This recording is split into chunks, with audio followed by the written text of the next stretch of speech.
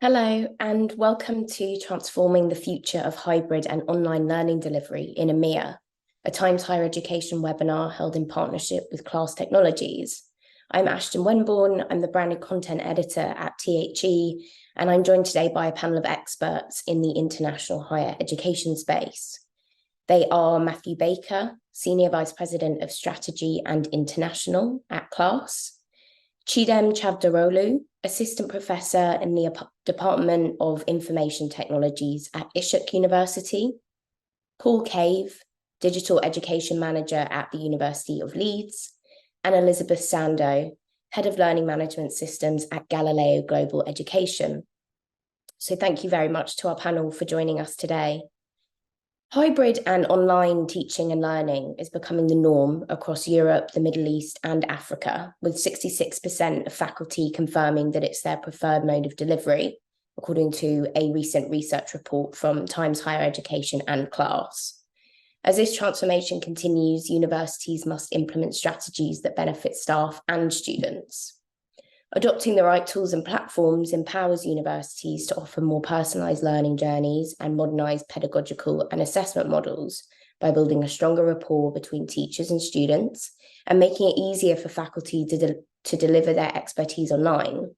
But achieving these results is not straightforward. So during our conversation today, I will be drawing a little bit more from the insights in the Class and THE report that I mentioned, which we will also share at the end of the session. We will also be taking questions from the audience throughout the discussion today. So at the bottom of your screen, you should see a Q&A function. So please do submit any questions as we go and we will answer them, or certainly do our best to. And also if you have any insights, thoughts, experiences that you also want to share with the panel and we can kind of respond to in our discussion, then we really welcome that as well. But to get stuck into the topic at hand, hybrid learning has become increasingly commonplace since international lockdowns made online delivery the only possible model. But now that hybrid learning models are a standard teaching practice rather than part of a crisis response, do they need to be rethought and remodeled?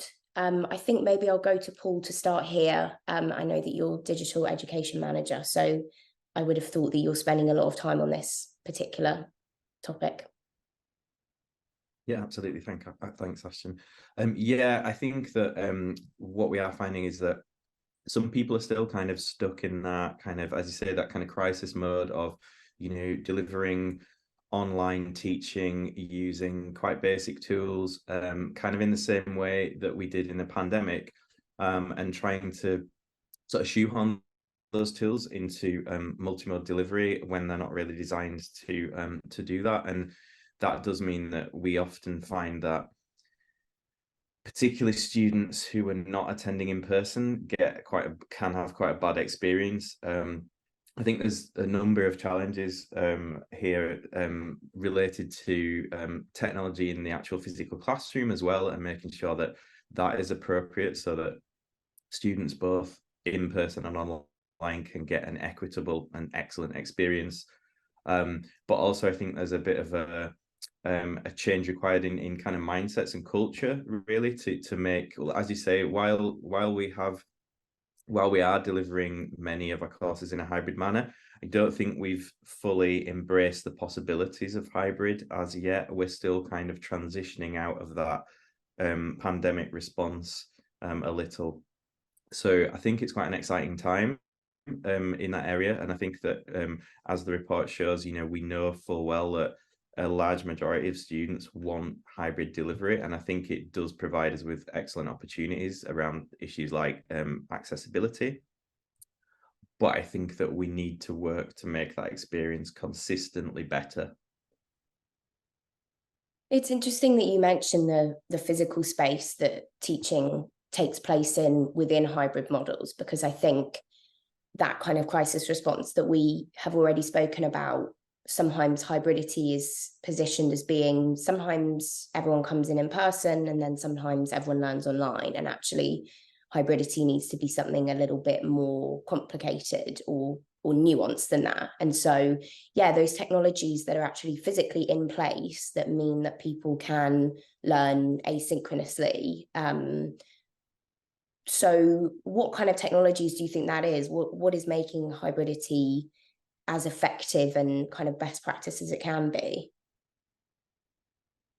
I think that on a really basic level, things like allowing people in the room to take part in a conversation that is also easily understood by those online. So one of the challenges there is around microphones.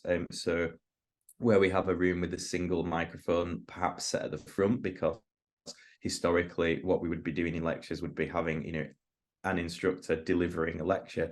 Whereas as we've moved to more kind of more modern approaches where we have, you know, peer discussions and things like that, our rooms are it provides even more of a challenge for people online to just even hear accurately what people in the room are saying, to see the people as well, rather than, you know, kind of having just one fixed camera at the front, you know. So actually kind of engaging with your peers, I think requires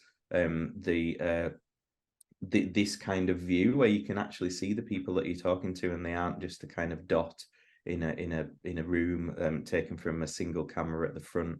So I think there are sort of issues around that, but there are also issues around technology used to deliver online courses. And as I mentioned before, I think that what we're seeing a lot of is people using technology that's designed really to deliver like a virtual conference or a kind of quite basic meeting, you know, in a business setting, whereas actually what's required to deliver an excellent teaching experience are all those little things that you might do in the classroom that are not easy to replicate in standard tools that the sector offers, such as, you know, Zoom and Microsoft Teams. Because understandably so, they're focused at a huge market that really just requires a conversation between one or several people, and it doesn't need that kind of that connection that perhaps is required to deliver an excellent teaching experience. Thank you. And Chidem, I'd like to come to you on a similar vein here. I think probably being part of the Department of Information Technologies, your department potentially is a little bit better set up to understand the technologies that are available to you and to faculty, and the way that those can best be deployed for student success. I wonder, do you see kind of differences across your institution in terms of the ways that departments are able to make best use of hybrid learning models and technologies that have become available to them? Yes, thank you for the question. Before the pandemic, most of the departments never used online technologies.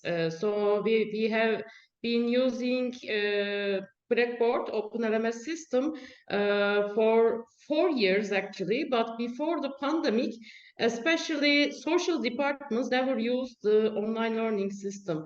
But as information technology, yes, in our department, we always used this kind of systems, and also engineering departments and this kind of departments use the systems.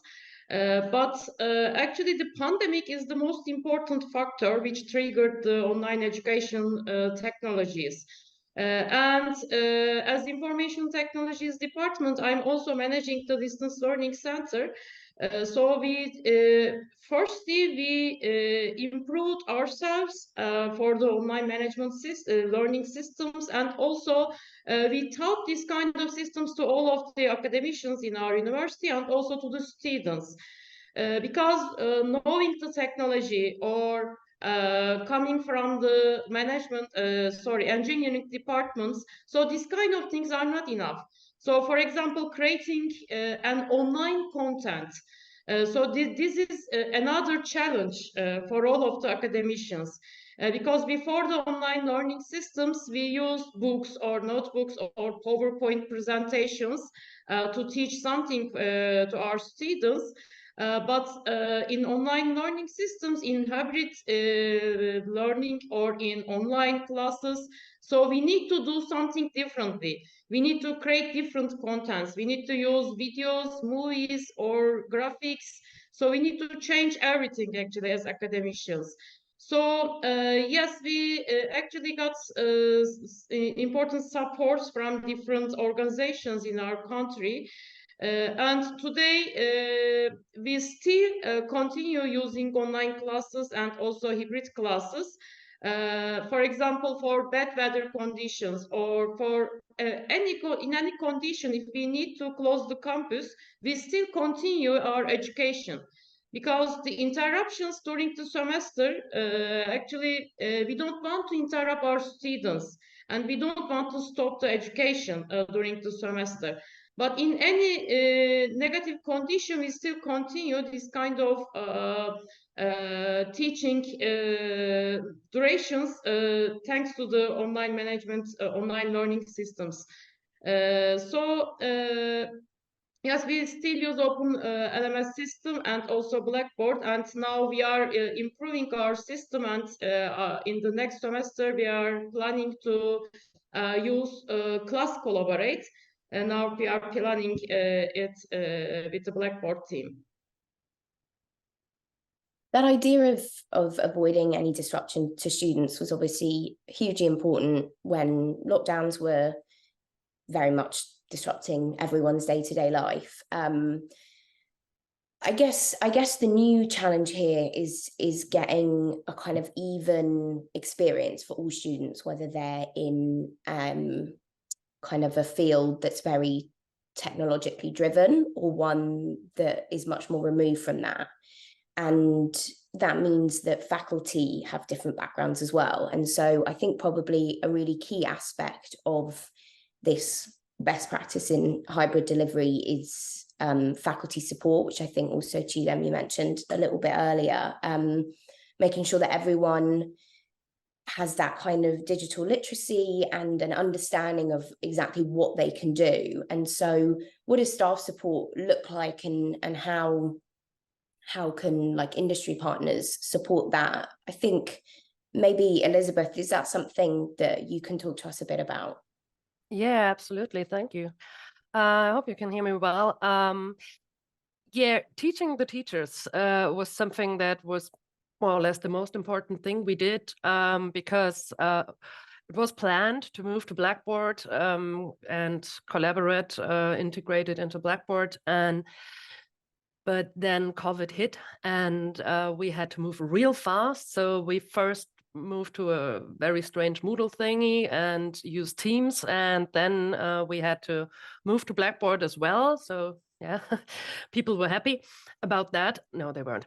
And holding their hands and going through all of the things you can do with a virtual classroom tool was so important. And you have to see, we are acting is one of our courses, but economics is as well. So some of the things you could do online very well, or, well, at least show your PowerPoint and talk to people. That's at least a baseline we could work with. But others, and especially the teachers, were so different. Some of them used Zoom just like that, and some of them, not Zoom in our case, but any virtual tool, and others were like, what, I have to download a new browser to make this work? What's a browser? And yeah, it was very different. It was very fun also, but it was super important to give a lot of information, train the people, give them manuals, give them office hours, give them online training. So we showed them, hey, you see, this is a breakout group. Here you can do a poll. Here you can do that. And we had to adjust to the people who were in the room. And I think what anyone could do, or what would be great from for example, class or whoever, to have manuals, materials that we can use that are very easy to look at, that are just the basics, that you have maybe in different languages, because not everybody is super literate in any language. And yeah, so I can just agree with Jidem there, that training and keeping people at it is very, very important. But still, you always have to keep in mind professors or instructors, teachers, they are not techies and it's not their job. So it always helped also our own sanity to keep in mind that they were doing the best they can.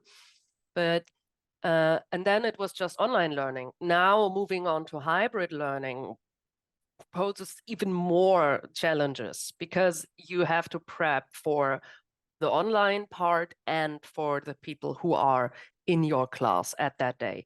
And what we see is oftentimes that maybe the on-site session is prepared really well, or the online part is prepared really well.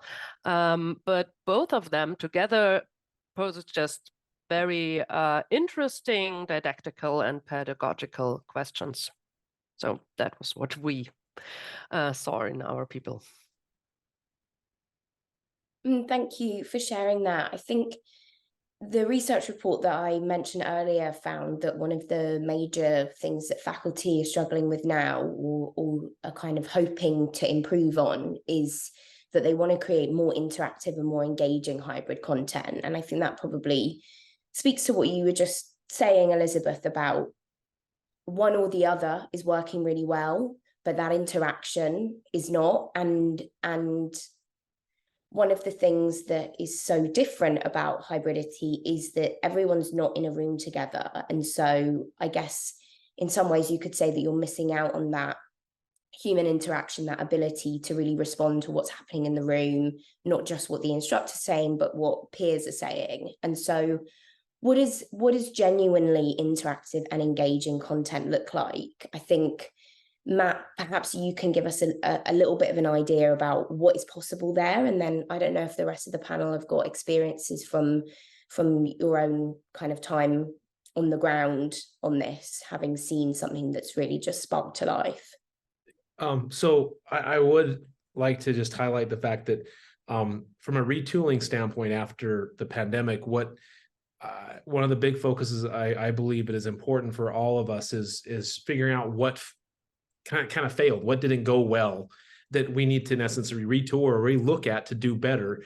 And you mentioned it, and it's been mentioned here. It's really the idea of engagement. Not being able to be connected with the teacher and the students, and even that report you mentioned talking about teachers not understanding body language and knowing where the class is moving and those nuances that you can't get. That becomes an issue related to engagement. So the retooling really, I think, needs to be directed around how do you engage with a faculty and student perspective.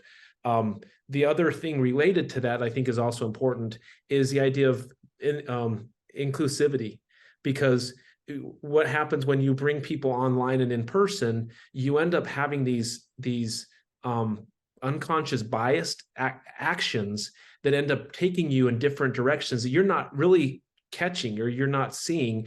And all of a sudden you're leaving out a large group because you end up going to the same people over and over again, whether it's in person or it's the ones online. As Elizabeth mentioned too, you may have a good online session, but the in-person kind of sucks.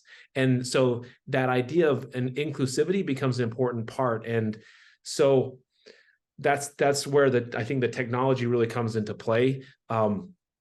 We're kind of focusing on holistically how we do that, whether it's being able to give the teachers the tools to track focus time. How are the students engaged in the platform itself? Are the students giving reactions? Are you able to quickly recognize who's talking and who isn't, so you can level up those that are kind of outside the work stream or the talking points and bring them in, which creates a more inclusive idea. What that then turns into is not looking at the pandemic and what we learned as the baseline, but that was just the beginning, right? We need to take this technology and go a lot farther, as Paul mentioned. And one aspect that was a report from Whole on IQ just over a year ago spoke about when they looked at the barriers to improving digital and online learning. Of course, the teacher training and the capacity they have to take on new technology was top. But the second piece was actually culture and change management. And that's a really unique idea, because if the institution is not able to deliver a vision around where they want to go and how that happens and how they're going to support each individual faculty member to get there, it ends up just becoming a piece of technology for technology's sake. I think we look at it in two different parts of the technology itself, and we are doing everything we can to focus on bringing that engagement up. But more importantly, institutions have to embrace this idea of the culture of hybridity, and something that's new and something that's going to be important.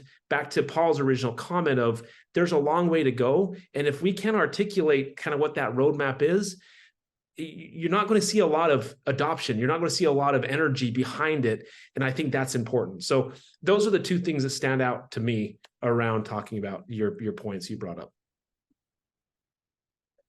Thank you. I think the second part of my question there was to the rest of our panel about the experiences that you've had where something really has worked well. And if any of you have that, it would be great for you to jump in and maybe also have a think about how that can be rolled out across not only your own institution, but what kind of advice would you give to our audience in how you think that has been achieved? Elizabeth, did you want to jump in there? Yeah, sure. Thank you. First of all, I have to say, yes, Matthew, the support from above and where you want to go with that is super, super important.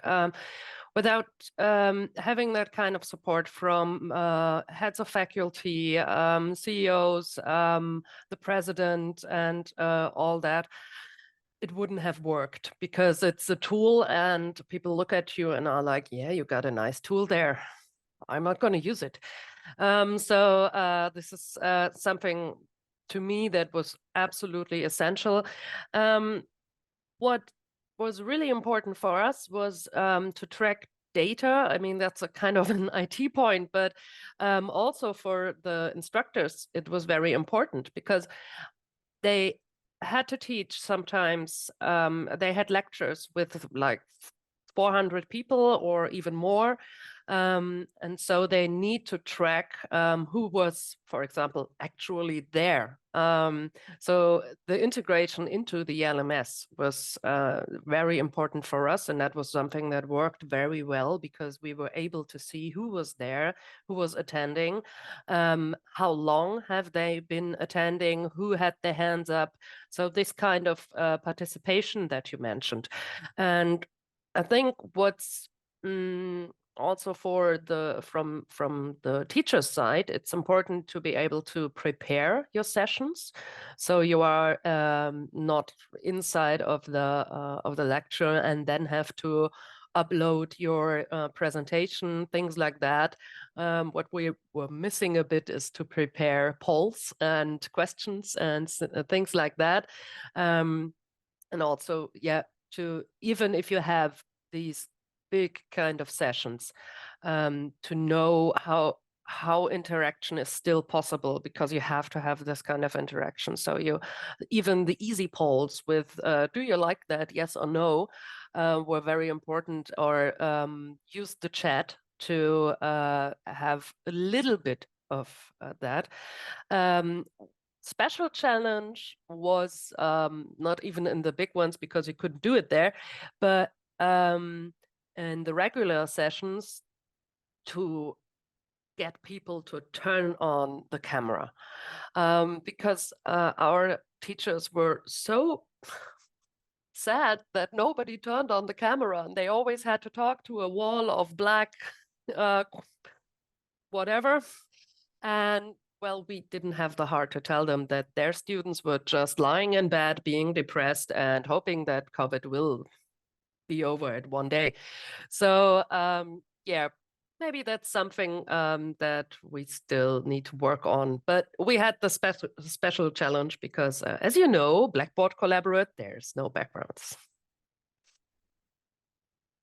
Perhaps we can't really blame students for being depressed in the height of lockdowns, No.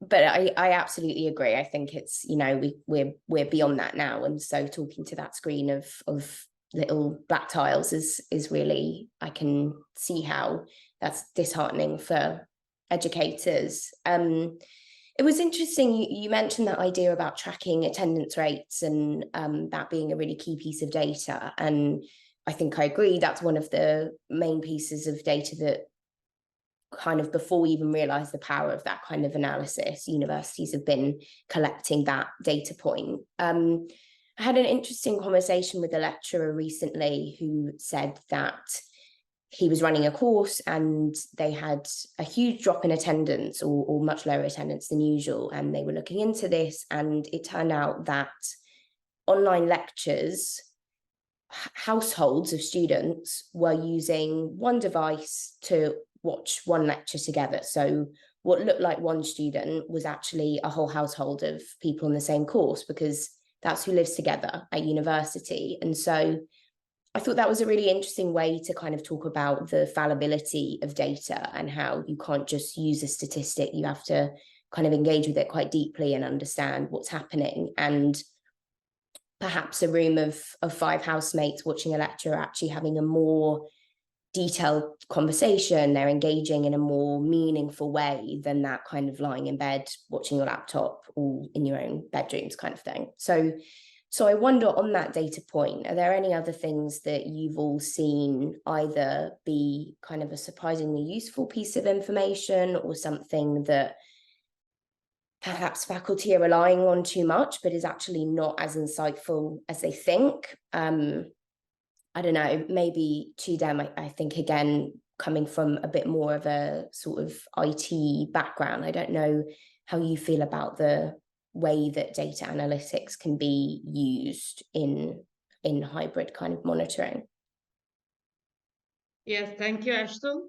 I want to also talk about the interaction concept, first of all, because in our university also interaction was the biggest problem our students experience in hybrid and also in online courses. So we always try to improve the interaction as information technologies department instructors. And then we have tried to find ways to improve the interaction, and we wanted to teach these ways to all of our academicians. Because this point is very important for us. Without interaction, so the class is also very boring for the instructors also. So, for example, for the engineering departments, when it comes to the technological infrastructure part, the graphical tablets, for example.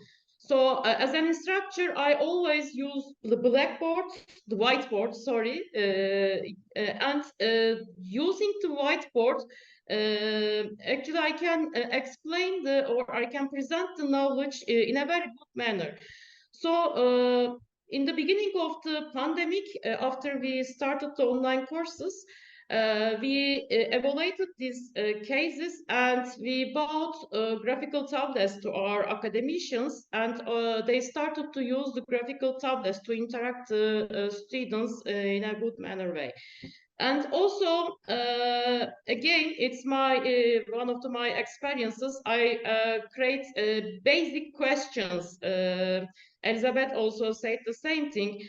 So, for example, I explain something and I ask a question. What do you think? Is it a positive thing or a negative thing? And there are just 2 answers, yes or no. In the beginning of the semester, just 1 or 2 students were answering this kind of questions. But after a while, if you present bonus grades, for example, actually students were participating more and more these kind of things. So in the beginning of the pandemic also we had troubles about the notebooks because some of our students didn't have notebooks, or some of our academicians had notebooks, but they are not enough to use the online education system, especially when you open the camera or when you need to open the microphone. So they had troubles. So we also changed the notebooks for our academicians, and also we opened our libraries, our laboratories, computer laboratories to our students, and we supported them in this way. Another thing, it's not about the technological part, but teaching in a digital environment, and with improving the interaction. So we still actually find good ways to do this. Yes, we use the online management systems, but also we keep our data, and we want to start implement business analytics on our data, and we want to see what we can get from this data, because we are still collecting it, who participated, with which session, or how many sessions we had in the previous year, for example. And the participations, for example, have they affected the students' success or not, for example. So we can use the analytic tools to create knowledge, create information using this data. But still, we are still collecting the data, and we haven't started to implement the business analytic tools. So we are planning to do it this year or the next year. I don't know right now. But that point is also very important. Processing the data and creating information using the collected data. So this is also very important for the future of the online education also. Elizabeth, did you want to jump in there? Yeah, I just want to say absolutely how tech savvy people are is still a big problem. COVID or not, people still do not have a great internet connection, do not have or still ask, what is a webcam? People or the technology is still not there. We are very far in what we are telling them, and hey, you can do that, and you can do the breakout rooms, and you can that. But they are still like, yeah, I can't hear anything. I can't see your presentation. So I think we always have to keep that in mind, that we're not as far as we'd like to be. Maybe in our little bubble we are, of course, but yeah, to give people a good laptop or good notebook, whatever, so they have the actual technology to do that, is sometimes one of the first challenges. And we had that too. So right there with you. There's actually been a question from the audience I'd like to spend a few minutes on. I think Chidem began to touch on this. The question is, we found that students did not necessarily feel comfortable in engaging online. What activities did you use to create an online community? And I think that sense of community is probably really important here to, again, that really genuine kind of engagement with learning. So can any of you maybe jump on that one? I'll just say one thing from a technology area, because we're trying to make it as simple as possible for the institutions to be able to deliver on that idea of engagement. It's mentioned the sea of tiles. When you log in, everybody turns their screen black. It's a really hard way to connect with the audience. And it was also mentioned from Elizabeth that in the tool Collaborate, you can't turn on backgrounds, right? And so that creates a very inequitable platform for students to feel comfortable to share their screen. So one small thing that we have done in order to help overcome that is a setting that you can allow the teachers or the students to have, where they can turn off their screen for other students, but still maintain that screen for the teacher. So the instructor can still see all the students' screens and maintain that connection, but the students don't necessarily have to share with another student, which is probably as we were talked with faculty members, the students are the most uncomfortable with.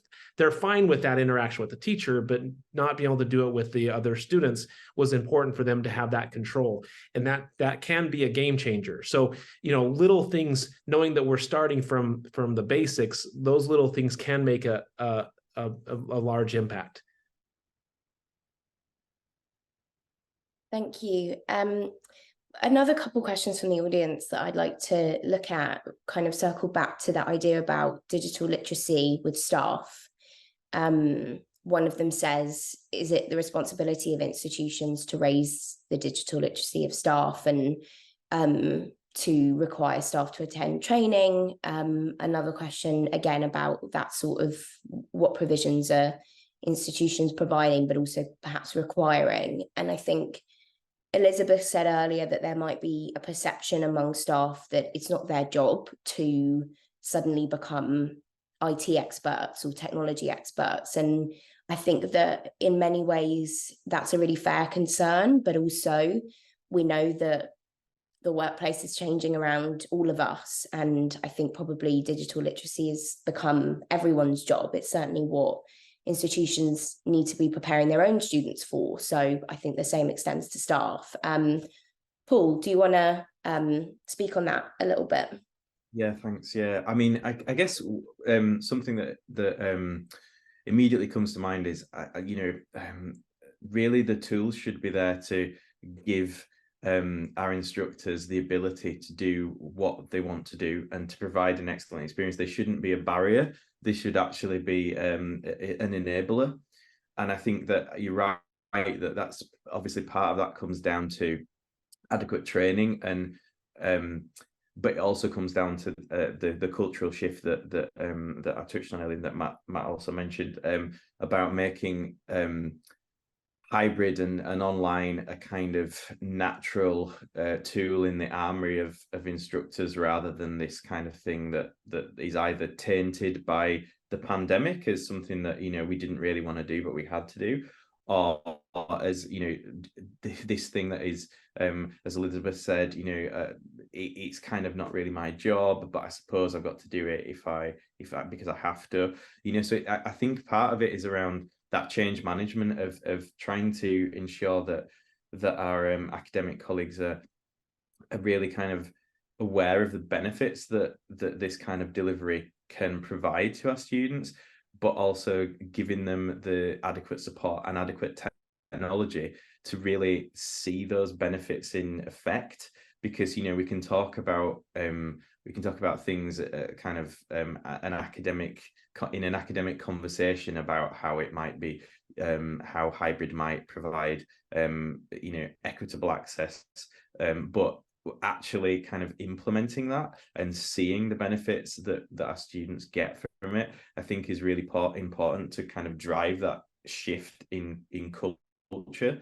I mean, I think some of the things that we're doing at the University of Leeds to kind of on that, which and I appreciate we are quite a large institution, and you were fortunate enough to have the resources to be able to do some of these things, but we have a dedicated support team for hybrid delivery, and we have we recruit a number of students in a student ambassador role.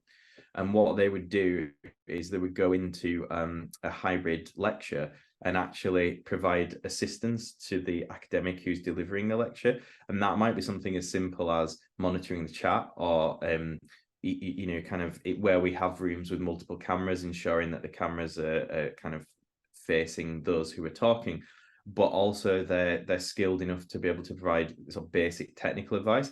And then what we also have as a sort of tier 2 level of support is a really kind of easy way of them getting in touch with our IT department to call in staff very quickly to deal with hardware issues.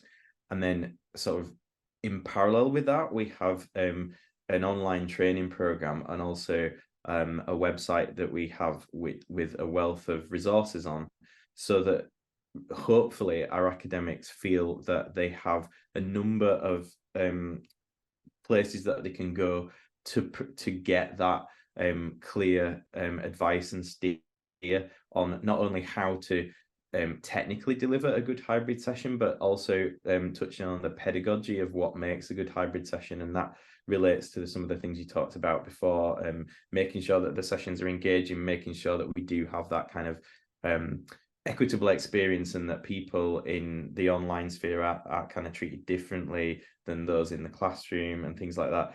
As I said, it's definitely a journey, but those are just some of the things that we're trying to do in order to get there. Thank you. I think we've spoken a lot about the challenges of hybrid learning and the things that need to change and the staff training. But I'd like to focus a bit on one of the major benefits that hybrid delivery brings, which is an opportunity to personalize a lot more than we previously had, which obviously leads to better outcomes and student engagement. And so why do you think hybridity lends itself so well to that kind of personalization? And so what sort of opportunities have you really pushed out through that kind of new model?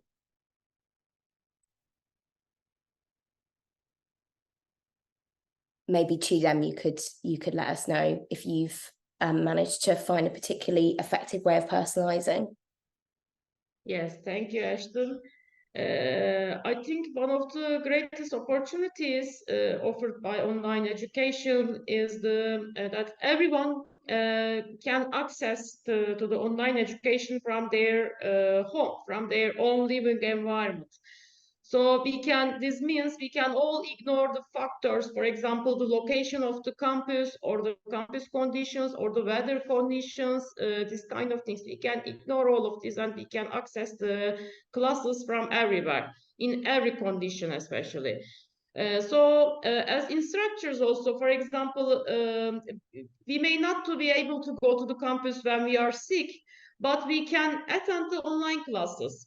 So after the pandemic, yes, we went to the normal education again, but we still use the online classes in these cases. 2 weeks ago, for example, I was sick. I couldn't go to the campus, but I arranged an online class for my students in the evening. So the hour is not important, the day is not important, the location is not important, and every student, actually, all of them were in the class, in the online session. So this is a very big opportunity. So we don't want to stop the education. We don't need to stop the education in any condition. Another opportunity, I think, for example, the students can easily take online courses from another country, from any university in the country, in the other countries also. So this is a very big opportunity, because I was a student, there wasn't any option like that. So today the students can take classes from MIT or from Stanford, from any university they want. And they can continue, for some of the students, for example, they work in the companies, but they can attend the online classes in the evening, for example. For the bachelor degree, yes, we have two physical classes, but in graduate school, in master degree or in doctorate degree, most of the classes today, so they are online, especially the computer classes, programming classes. So we don't need to be in the classroom together to teach programming. Yes, so for the laboratory sessions, yes, we always come together. We meet at the campus, but when we are teaching the programming, so we can continue also the online classes, especially for the employees. So in the graduate school classes, for example, this is also another opportunity from my side. Elizabeth? One thing, I think it wasn't mentioned yet, but one of the great things we could do was to record sessions, because, I mean, talking about opportunities, first of all, we made it through COVID somehow. So that was one of the great things with online learning itself. Then again, yeah, you have people studying and maybe working as well, or having a small child or something like that. and or whatever, the dishwasher was just ready this minute, so I couldn't go to my lecture, and I didn't feel like it maybe. And there's mental health issues, especially in that time. So all of that, we could face it with the opportunity to go online learning and to see a record, and all opportunities that e-learning brought to us even before the pandemic and everything. That's also there. So I can learn from myself. I can watch the videos, read in my own pace. I can write to the teacher, just me and not me and my closest 25 friends with me in the class. So all of these positive things come with that as well. So I would say that. And also, how do people learn today? I mean, if you ask somebody, do you know how I would do that? No, give me 10 minutes. I've seen a YouTube video and then I do. Now I can do that together in a class. Everybody can see this. You can share it. You can just share it in the learning management system. And what she also mentioned earlier is to have a variety of media in a course in teaching. So all of that combined was maybe the greatest thing, because we had the question as well: if you don't do online or don't do technology, is it effective education nowadays? No, it isn't, because pedagogy shows you have to do more than just stand there and talk, as we do now. But hey, there's a video later. Ashton, I'll just add kind of to my perspective again. It's a little different because I'm not an educator, but we approach it in support of what you all are doing. One thing that's interesting as far as personalization is, I've been in the LMS space starting at Blackboard in 2000, and so 2 decades plus of kind of asynchronous LMS activity. One thing that's been fairly difficult is to really get strong analytics from the activity that's happening in an asynchronous environment, because it's uncontrolled, it's unmonitored. But what we're finding is, in a synchronous environment, that is real-time data. That is things that we're learning in real time immediately, and we're capturing. One thing that's great about that is to be able to take that information and assimilate that and figure out how we can do things better becomes part of the idea of personalization. And we can do that much quicker than we were able to do in an LMS environment, because in fact it's real time. So I think one of the great benefits of recognizing the value of asynchronous is the idea of collecting data in real time that can be immediately acted upon, or collected and then looked at over a period of time, and figure out how we can do things better, which really brings a level of personalization in our teaching and our modalities that we never have been able to do before. And I think that's really powerful, to be able to have that opportunity. And one thing that, if we're able to bring more equity into the process, it allows us for the idea of, a gentleman from University of Queensland this morning mentioned, he called it equitable analytics, which I think is a great terminology around capturing data across the whole user set, not just the 5 people that you call upon every time. And so I'm a really big fan of understanding who's focusing, who's raising their hand, who's chatting with the other people, who's talking more, how are they responding to polls, surveys, quiz, tests, etc. All of that can be analyzed much quicker and more valuable than we ever have been. So that's kind of how I think personalization can happen, because of the great data that we're actually able to draw upon. Thank you. And just before, Paul, I know that you have a point that you wanted to add, but there's just a question from the audience, I think, that follows on from what Matt's just said. This says, on your comment about asynchronous checking of students, we found that knowledge checks have worked really well to track students engaging with the material. Any other ideas on how to track engagement with asynchronous learning? Matt, I think maybe that one was directly for you. Well, I've been a little separated from that, but You know, I actually I would throw it back to like Elizabeth, who's really in the thick of it right now, because mine would be more anecdotal, and Paul's and Cheatham's and those are I think more real time. So I would kind of pass the baton over to you all to respond to that. I think maybe it looks like Elizabeth is typing a personalized answer. I don't know if you wanted to respond now as well, or I'm happy for you to take that. I'm going to make it real quick, Paul, because your hand is up for a while now. Everything that's there, use it. Everything will be fun. Everything that's new will be fun. You know, nowadays, have a bad chat bot. Doesn't matter. It's fun to use it if it's not actually that bad. E-portfolios or journals in Blackboard, they're called journals, are fine because it allows for interaction just between the student and the teacher, and have discussions, have everything that there is. Every tool, your LMS or your virtual tool allows you to use it, and use Miro because everybody is doing that. Thank you. I suppose another benefit of online delivery is that Paul hasn't had to physically hold his hand up for the last 10 minutes. So please, your time is now. Thank you.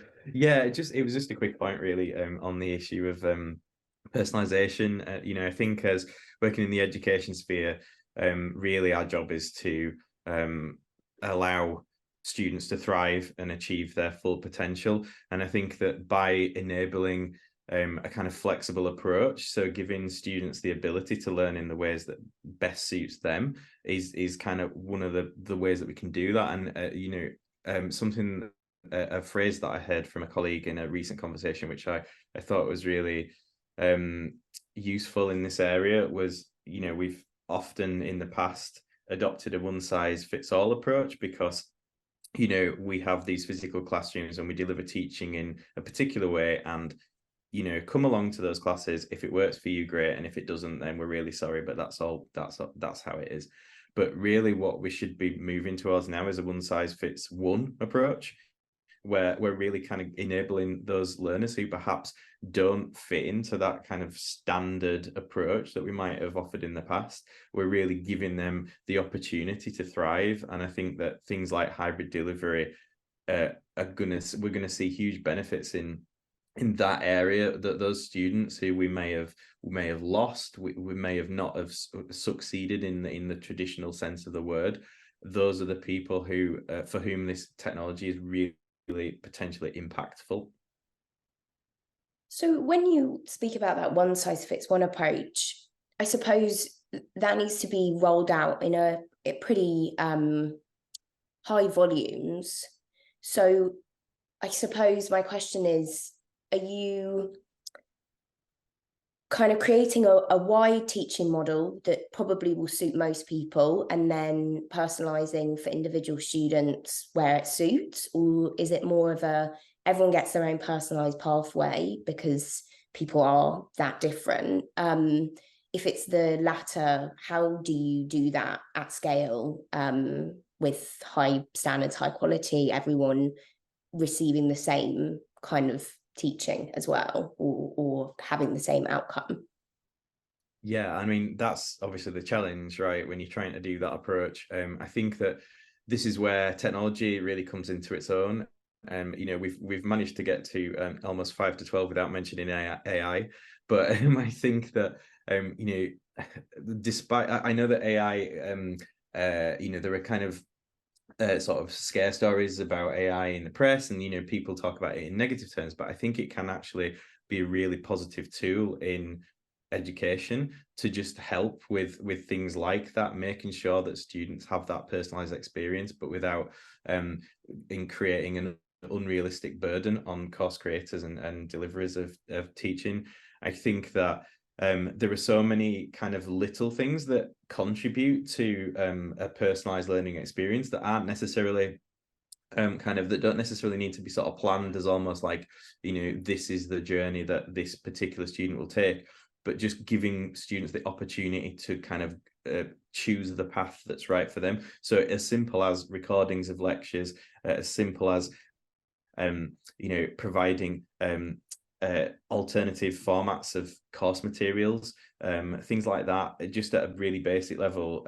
So I might be someone who much prefers to get my learning via, for instance, like a podcast or something. So the ability to take a piece of course content and listen to it on my phone, for instance, if I'm on a bus journey, rather than purely providing me with a Word document that I have to read, and then I have to find time to read that. Yeah, that makes sense. Thank you. And Matt, did you also want to add something there?